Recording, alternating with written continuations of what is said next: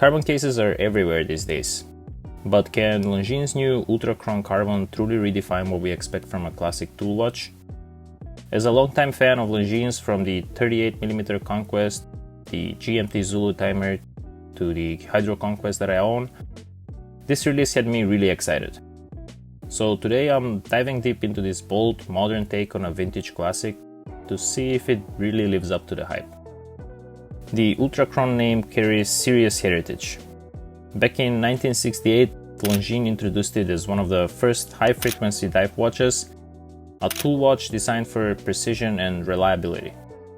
Fast forward to 2022, Longines revived the model with a faithful nod to the original's vintage charm, featuring a bold cushion case and a red accented dial, but with a brand new high-frequency movement inside.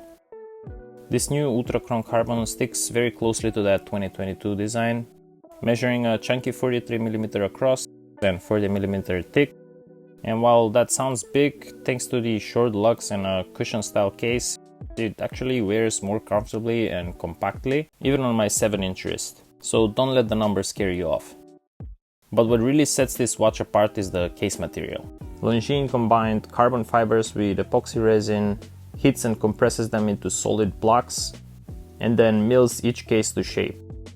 And because of the natural randomness of the fibers, every case has a unique pattern. So no two watches are alike. So the result, a watch that looks sleek, modern and stealthy, but weighs only 80 grams, including the strap. Just for comparison, the steel Ultra-Chron weighs in at 172 grams. That's almost 100 grams more, which is a night and day difference you'll feel immediately on the wrist. Now, not all changes are for everyone. The steel version's unidirectional sapphire bezel has been swapped for a fixed titanium bezel with an engraved aluminum insert. The insert features 10-minute markings that gives the watch a clean, matte, monochrome look, but since the bezel is fixed, you kind of lose that traditional dive timing function. Of course, for someone like me who mostly does desk diving, the only timing I really need is for my coffee break, so a rotating bezel would come in handy there. That said, the watch still has a screw-down crown and a solid 300 meter of water resistance, so it's still a serious dive watch on paper. The dial is intricate with a sandblasted texture continuing the matte theme.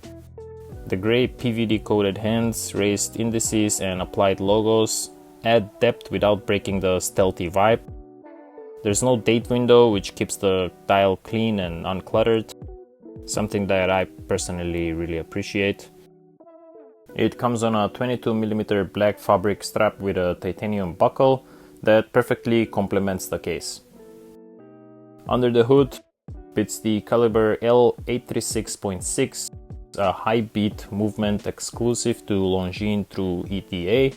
It runs at 5 Hz or 36,000 vibrations per hour, which means the seconds hand sweeps super smoothly across the dial.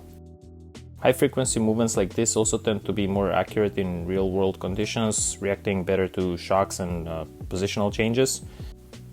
Plus, the movement is fully modernized. It features a silicone balance spring and an anti-magnetic escape wheel and anchor, which makes it highly resistant to magnetic fields.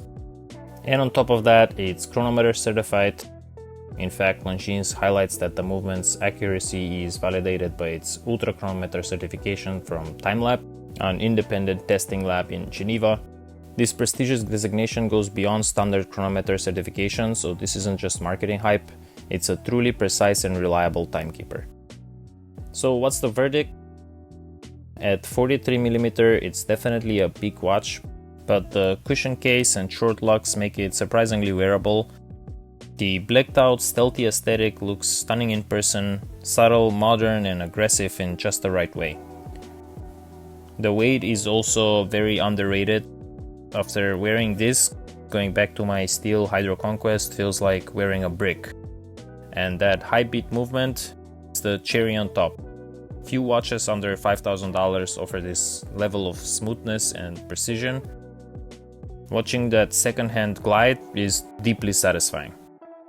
Price-wise, it's about $5,000, which is roughly $1,500 more than the steel Ultra-Chron.